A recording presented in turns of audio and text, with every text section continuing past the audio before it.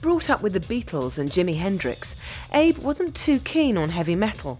But he did like to play, and what Stephen and Chi were doing was a million times more interesting than school jazz bands. When they approached him and asked him to join them, Abe was more than happy to transport his kit to Stephen's garage. After taking it in turns on vocals, Stephen, Chi and Abe had decided that none of them could sing well enough. They needed to find a singer, someone who could do justice to the kind of songs they were playing. When Chino's cousin appeared in Stephen's garage, his timing couldn't have been better.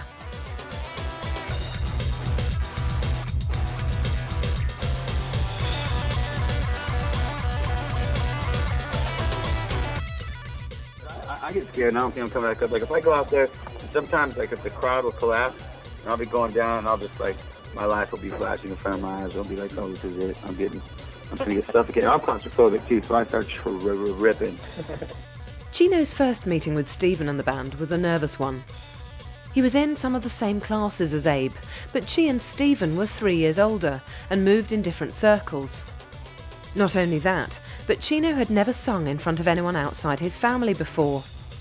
He'd been practicing extensively for this audition, learning songs by the most popular metal bands of the day. As it happened, Stephen and his friends only had to hear one number before they were convinced. The first attempt was a Danzig song, and Chino astounded the others by mimicking singer Glenn Danzig's vocal style perfectly. If he could sing like Danzig, then he certainly had a place in the band. Then he did even better. Running through songs by Metallica and Anthrax revealed that he could also copy the deep growl and high-pitched screams of singers James Hetfield and Joey Belladonna. This was better than they could have hoped for. Heavy metal bands have a particularly punishing vocal style, but Chino could carry it off perfectly. He also managed to surprise them by breaking into a rendition of a Duran Duran song, pulling off a very passable Simon Le Bon impression. The band and their new singer began rehearsing immediately. Stephen already knew many songs and eagerly taught the others everything he knew. They even added the Duran Duran cover as a joke. As with many teenage bands, rehearsal space was a big problem. Stephen's garage was fine for his own guitar experiments, but the addition of a drum kit made it somewhat cramped. They found it impossible to play at a decent volume in such a small space, and began to search for a more suitable practice space. Chino's mother offered them the family garage, which was considerably larger than the guitarist's was. This helped for a while, but it still wasn't perfect. Local village halls proved to be a better option. Although somewhat smaller than most clubs, they gave them more room to move and less sound problems. It wasn't long before they began to consider playing live. Their first shows were strictly family-only affairs, while the 4 friends built up their confidence. Chino was having no problems in this area, becoming very energetic and passionate when he had the microphone in his hand. In later years, people would comment on the difference between Chino's usually calm and casual attitude and his aggressive stage persona, something that began to manifest itself in those early rehearsal sessions. Chino's energetic performance and the band's spirited musicianship convinced their parents that the boys were serious about their new venture, and they were given as much encouragement as possible. The band's early compositions were not always as meaningful as their later work. Like most musical teenagers, they sometimes delighted in writing songs with frivolous themes. Butt Booty Naked, a Red Hot Chili Pepper-style ode to nakedness, was an early favourite, along with similarly silly numbers like the Vegetable Song. Another potential classic was Dope, an uninhibited tune about the joys of being stoned. Needless to say, these initial efforts didn't last too long, quickly being replaced by more mature material.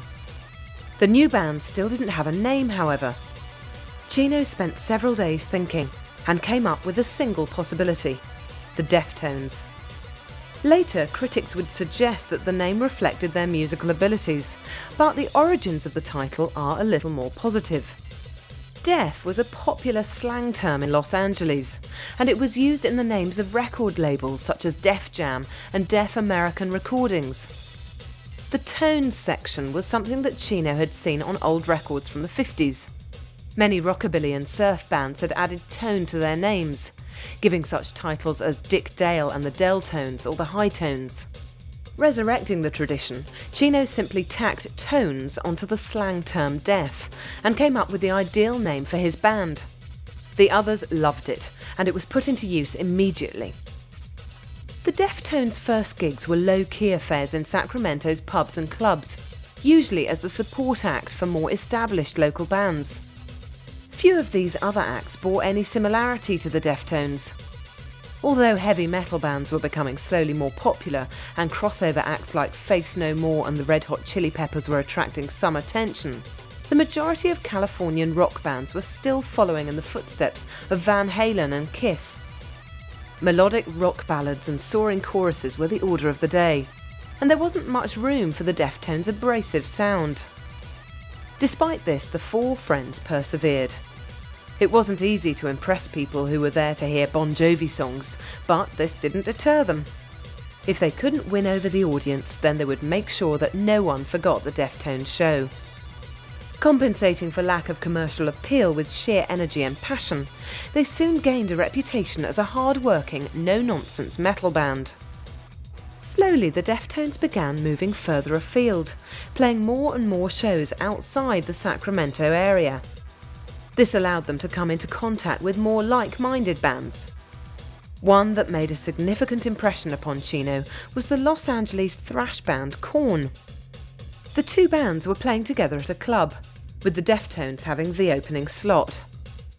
When Korn's frontman Jonathan Davis stepped on stage and began singing, Chino realised that the two bands were coming from a very similar place. They both played an aggressive riff-based style of music, with little time for the overblown soloing that was popular at the time. Drinking together after the show, Chino and Jonathan realised that they had much in common and became close friends, with the two bands touring together several times over the year. Chino has never really understood the neurotic, angst-ridden elements that Jonathan injects into Korn's music, preferring a much more positive approach. But this is purely musical difference, and it has not affected their friendship. The first 3 years for the band were very hard work indeed. Spending most of your time living out of the back of the van which you share with 3 other people is not a comfortable lifestyle. But the Deftones saw it as the price they had to pay for an increasingly successful musical career. This attitude was about to start paying off as the music industry began to take notice of this rising Californian band that were attracting a sizable following in the heavy metal community.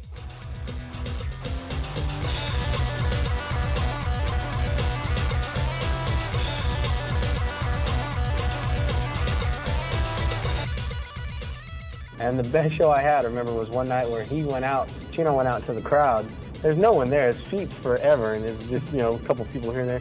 And he went out and we were doing one of our songs, and he sat right next to him and he's singing them, singing to the people, and he's like, "How you doing?" You can hear it, and people are like, "What's going on?" 1994 would prove to be the best year so far for the Deftones, but it started off as business as usual. The band was booked up throughout Christmas of 1993 and well into the new year, having secured as many bookings as they could.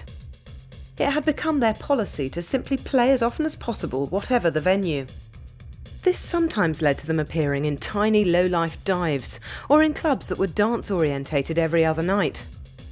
On occasions, this could become a serious difficulty, but more often than not, the band saw it as a learning experience, and one which might prepare them for unfavourable audiences in years to come. They continued to work on their own material, frequently committing versions to tape and selling the finished mini-albums at their shows. Stephen's old home studio equipment had lasted for a few years, but it wasn't designed to produce the high-definition recordings that the band required, and they eventually traded it in for more sophisticated items. Finally, a handful of demo tapes were in circulation, each showing the Deftones at various stages of their development. The early tapes are rough and distorted and don't represent the best of the band's material. They were recorded on inferior equipment and were mostly done in one take.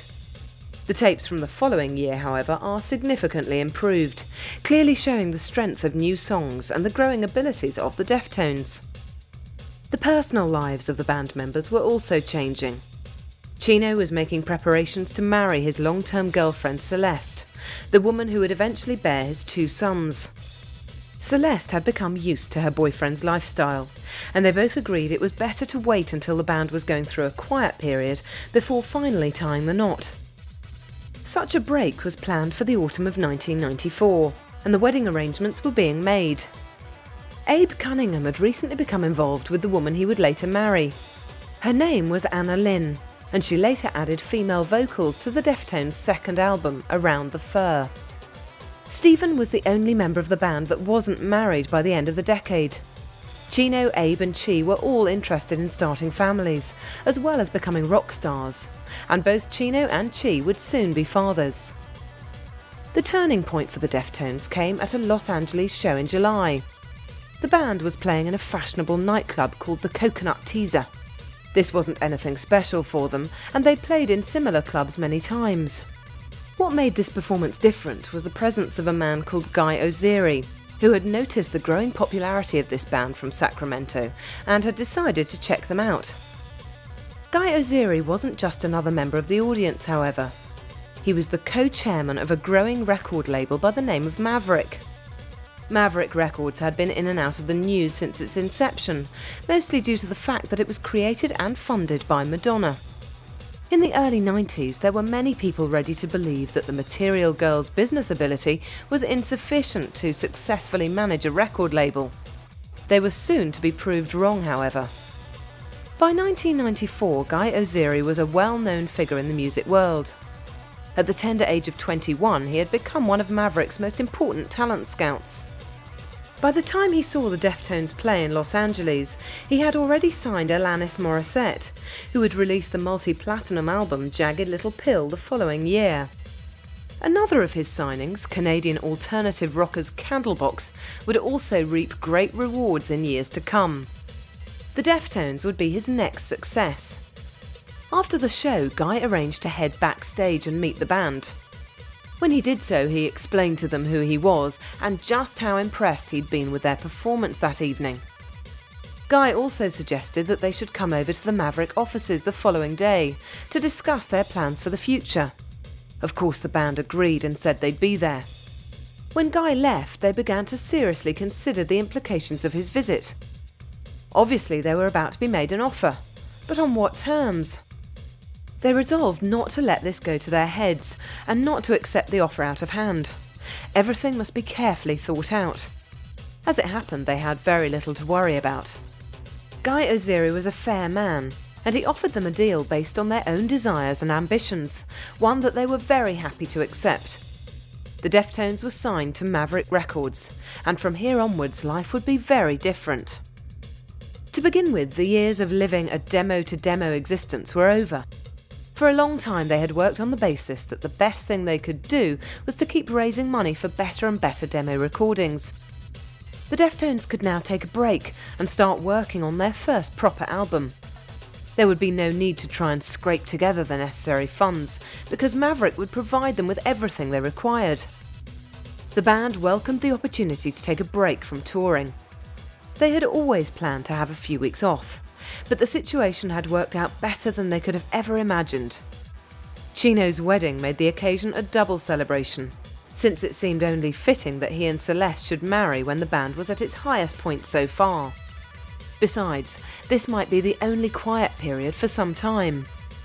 Before long, they would have to begin work on the album, followed by extensive touring and promotional duties. There was no going back now. The future might hold nationwide tours and months on the road, but the band weren't fazed by this. Their dreams were closer now than they had ever been.